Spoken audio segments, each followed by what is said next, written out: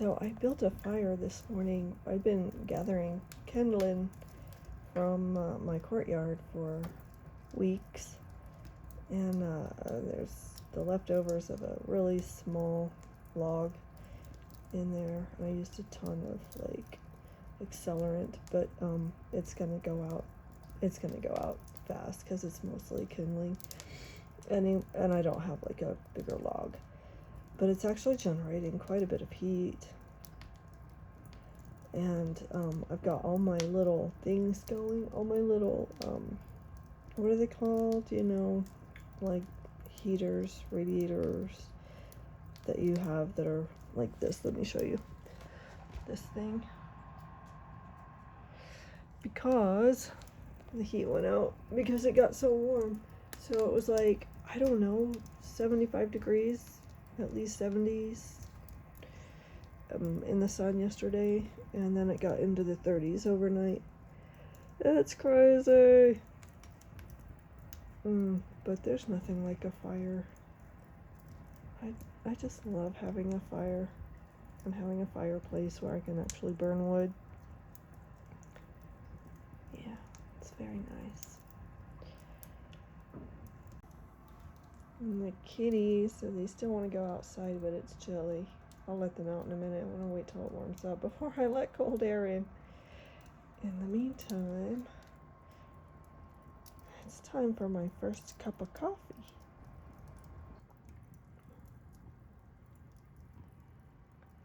So as often as I daydream about being like rugged in the wilds of the woods, I'm not sure. I don't know. I don't like the cold, and I rely on a great deal of industrial revolution infrastructure. You know, part of me thinks that the worst thing that ever happened to us as a species was the Industrial Revolution, but I don't know. A lot of good things, you know, like medical research, and I know this is controversial to some of you, but vaccines have saved lives. At a population level, I think it's pretty indisputable. I'm not saying that there are never issues with vaccine injury. I think we know there are, but I think at a population level we can still assess that they have been life-saving. And I don't know, like plumbing, hygiene. Of course, you know, in Persia, they had plumbing when we were like smearing our shit on the, like dumping our poop out of windows in Europe. So maybe it's what we do with it, you know. Maybe it's scale, proportion, reliance on too much extraction, and actually a lack of ingenuity and inventiveness that we have in the West, even though we claim to be so such pillars of progress and invention. I don't know. But if I were to live out in the wild, wild woods, I'd definitely need matches so that I could build a fire. I'll just say that. And there's nothing like that first cup of coffee, right? See, my fire's already going down. It's gonna be a good day. As long as I can stay warm.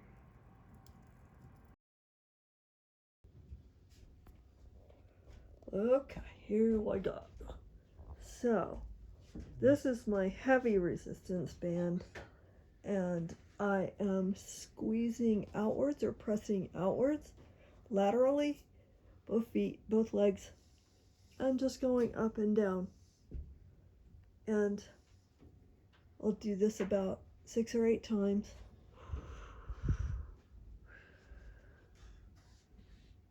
And then rest.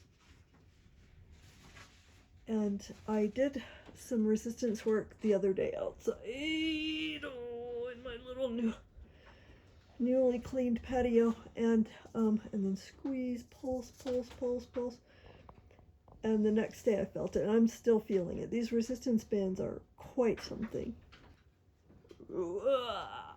Okay, now I'm gonna turn out and pulse, and down, up. Oh my gosh, I feel that. Oh God. It's also an abdominal workout. Woo! Anywho, nice day at home. I am just jamming out to some Avita, and then I'll put on the JC Superstar. Some of y'all know all about Andrew Lloyd Webber. Uh-oh, I don't want to get a copyright strike. You before, and I've shown you, but I just want to give you like something that you can do if you have ankle weights. I think these are, I'm not sure, 4 or 5 pounds, and so make sure we're just going to do a few eccentric exercises. So the muscle will be lengthened but contracted. So you want to make sure that you're supporting your back. And in this particular instance, I'm going to flex 1 foot down,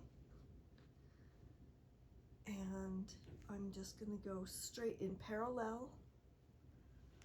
1 and control. 2 and control the negative. 3, 4, 5, 6, 7, 8.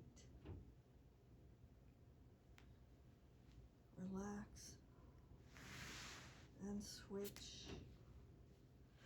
And 1, a little bit of explosive energy. Control the negative down. 2, control the negative down. 3, 4, 5, 6, 7, 8.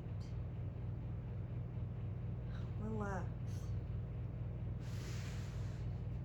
Now I am going to point and turn the leg out, and you want to turn out from the top of your thigh and try to put your heel forward. So heel forward is more important than a flexed foot for this exercise. A pointed, sharply pointed foot, because we're trying to isolate that sartorius. Okay. 1, 2, 3, 4, 5, 6, 7, 8. Ooh. Relax. Oh, I'm feeling a little tension here. And switch. Turn out from the thigh. Heel forward. 1, 2, 3, 4, 5, 6, 7, 8. Good. Okay. Now, my neck's taking some tension. You want to, but I'm not going to be able to show you this right now. So now you just want to do the back, and you want to do it the same way. So I believe I started with my right leg. It doesn't matter which leg you start with. And we're going to go flexed and straight and parallel. 1, 2, oops, I forgot. Okay, 1 and down, 2 and down, 3, 4, 5, 6, 7, 8. Controlling the negative, which I forgot to do it first, so I gave myself an extra. So typically I would probably do 16 to 20, but I'm working out with you today, so I'll do some more reps later. Do whatever feels right for you if you're accustomed to this. Okay, so parallel. 1, 2, 3, 4, 5, 6, 7, 8, and down slowly. And you should feel some of that in the glute for sure. Now I'm gonna turn out and point. Again, heel is forward. The heel is gonna try to look at the floor, okay? And your ankle bone, your lateral ankle bone is gonna try to look at the ceiling. So 1, 2, 3, 4, 5, 6, 7, 8. And what I might do here is go into parallel. We're gonna go pulse 2, 3, 4, 5, 6, 7, 8. Oh yeah, I feel it. Okay, 1, 2, 3, 4, 5, 6, 7, 8. And pulse 2, 3, 4, 5, 6, 7, 8. Whew. And then do a little stretch. And then most of you know donkey kicks or lateral raises. So in ballet we call this attitude, but we'll go laterally. So let's do some lateral donkey leg raises. 1, 2, 3, 4, 5, 6, 7, 8. And 1, 2, 3, 4, 5, 6, 7, 8. Yeah, you should feel that. Okay, now you want to take your square, you want to cross your ankles at the back. So you're sort of in attitude, and then you go up. 2, 3, 4, 5, 6, 7, 8. Woo!